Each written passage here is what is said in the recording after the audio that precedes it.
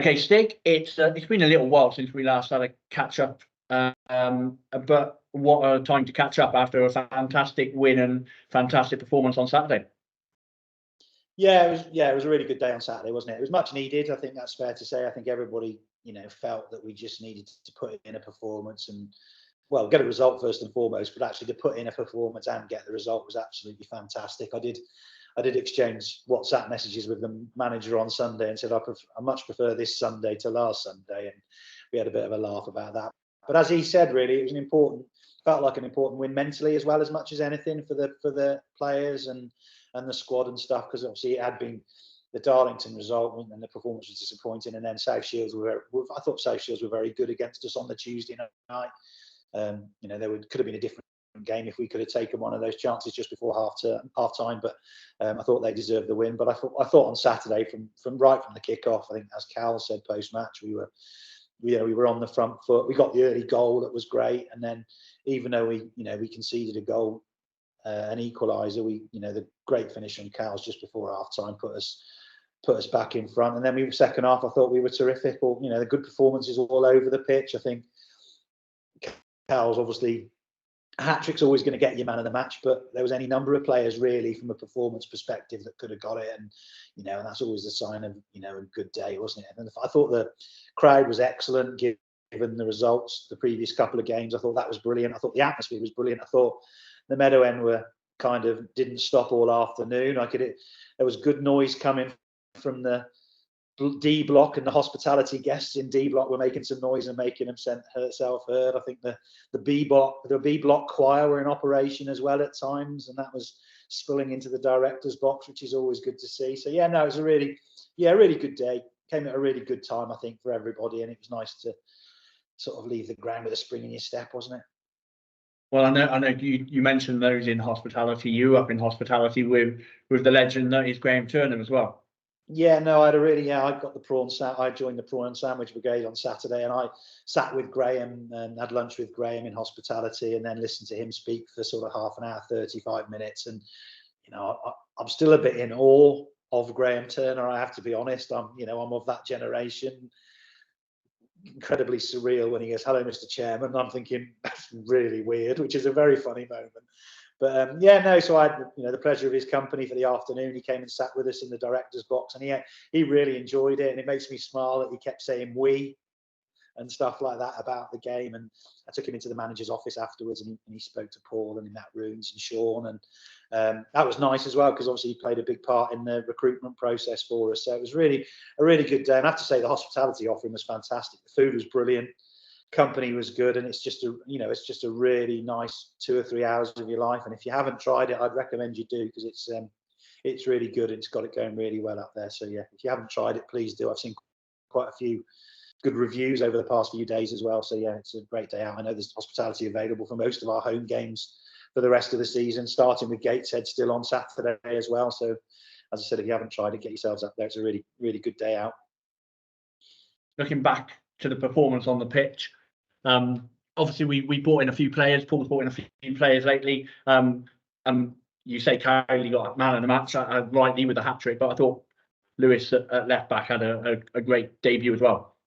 Yeah, no, I thought Lewis was excellent actually. To come into a side as a stranger, if you like, in inverted commas, and put in that level performance was really, really pleasing. He seems a really good lad as well, and you could tell from the comments on the Rushall social media, having lost him, you could tell he was obviously highly rated there. So it's been brilliant to bring him in. It's been brilliant to to freshen up in other areas as well. The players we've had from the start of the season have been absolutely fantastic, and it's always sad, to see people move on.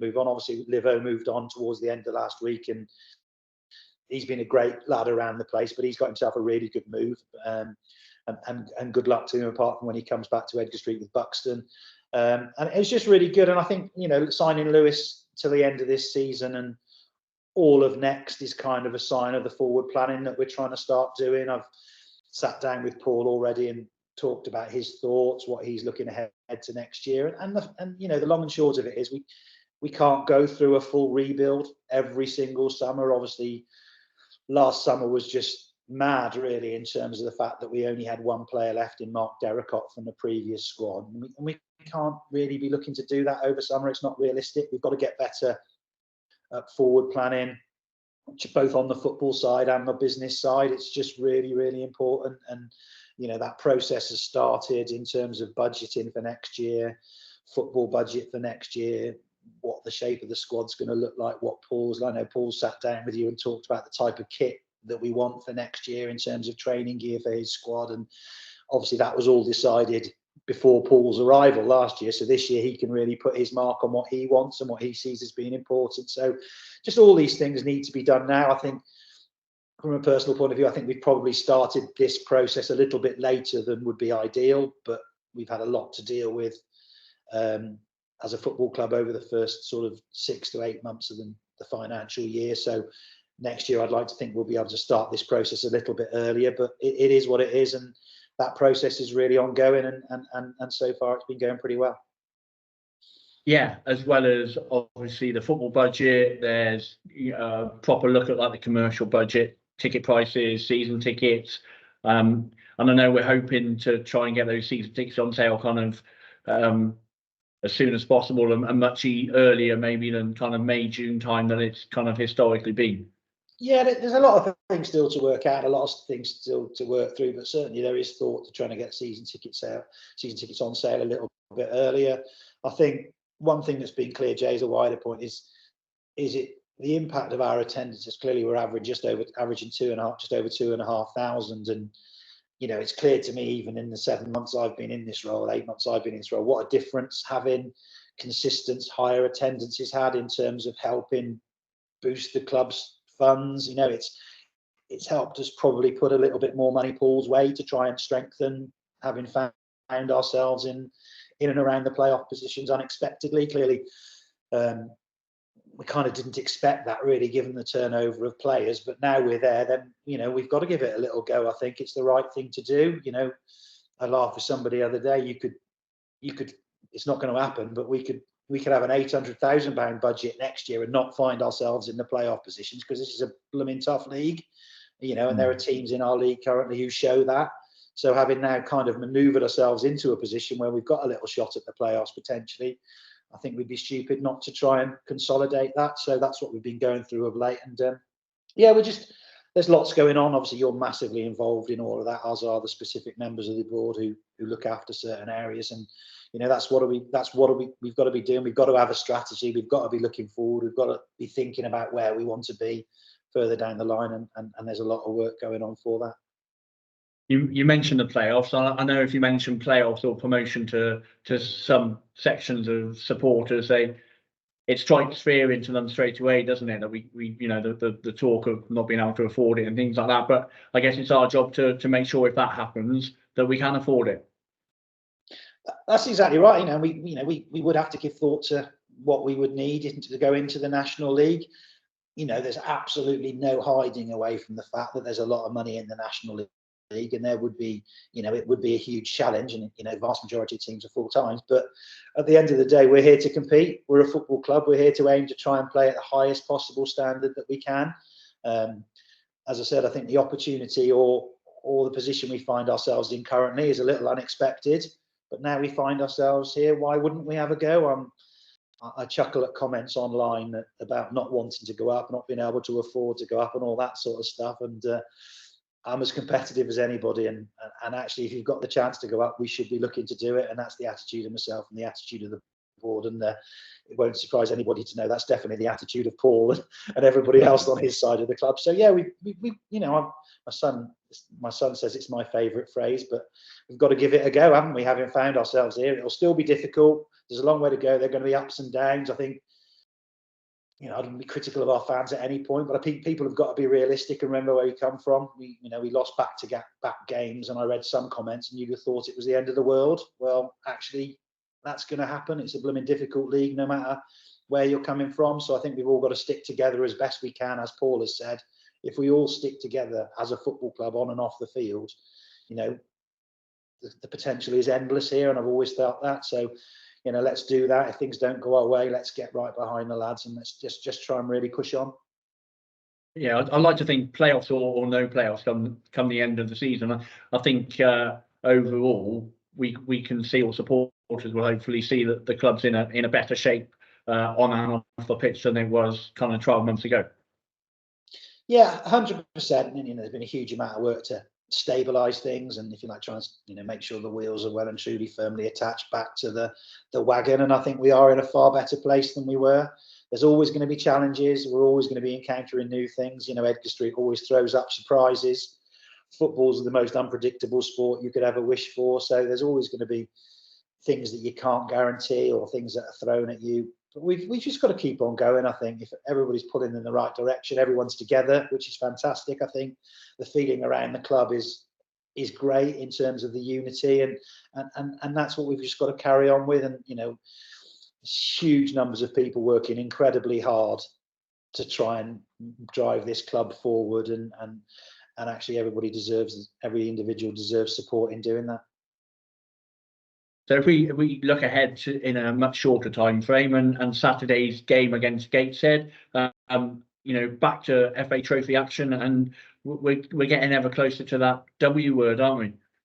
Yeah, not even going to use it, Jay. Let's be well clear of that. But it's a big game on Saturday. Last 16 of the FA Trophy. We've progressed well so far. It's going to be another tough one. Gateshead, obviously from the league above, going pretty well in that league. So, historically they've always been a good side whenever we played them, really, because obviously we played them a lot over the years. But it's a shot to nothing for us in many ways.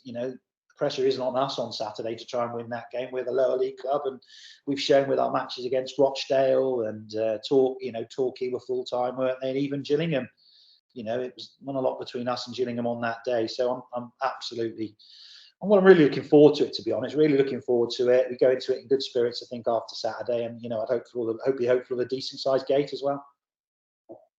If we look to the ticketing of the game, I know there's been a few complaints, a few unhappy fans about with regards to season ticket holders not having the chance to reserve their seat.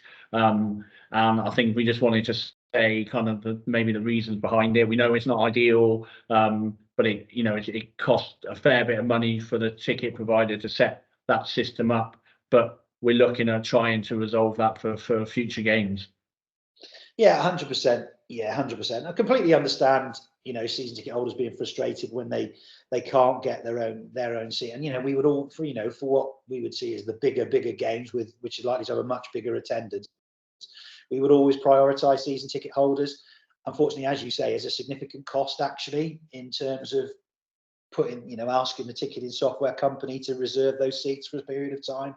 And unfortunately for the smaller crowds, economically, it's probably not viable really, because you would eat in quite a lot of into the income, especially when for a game like Saturday we've got to share the income with Gateshead as well, because it's a cup competition. So yeah, we completely get the frustration for those people who haven't been able to get their seat. We are sorry, we'd never want it to happen, but we'd ask you just to offer us a little bit of understanding. There are difficult decisions we have to take on occasions. We never take them blindly, but we kind of have to just weigh different things up. And ahead of Saturday, we didn't give a season ticket window, if you like. But if we can progress on Saturday, and then inevitably we'll get our 33rd home draw in a row in cup competitions this season, then we of course may have to look at it, given then we'll be into the last 8 stage. Yeah, that's it. And I guess on the pitch, we're just looking to kind of carry on from Saturday, and the performance, as much as the result was fantastic. So more of the same, I guess. Yeah, more of the same. Once again, I've said it a million times, but the lads have never been found wanting in terms of effort. Whether the result's gone our way or not, or whether the performance has all been good or not, they've not been found wanting in terms of effort. The players and the staff continue to represent our football club fantastically well. Just on Saturday, Jason Cowley and Oreo down again, signing autographs for the kids, and most of the other lads do it as well. And it's just brilliant to see. And the amount of people, it seems to be after every game, the amount of youngsters outside the players' entrance after the game seem to be more and more and more. I wander around there sometimes in the hope they'll ask me to sign something, but it's never happened yet, Jay. I have to say, I saw a first on Saturday outside the players' entrance at full time. Someone was asking the players to sign their bike. Excellent. Never seen that. He's literally holding his bike above his head, saying, "Sign this." It was brilliant. Yeah, it was really Classic. good to see. But yeah, Yeah, brilliant. Absolutely. brilliant. All right then, I'll see you Saturday. Yeah, top man. Looking forward to it. Thanks, Jay. Thank you.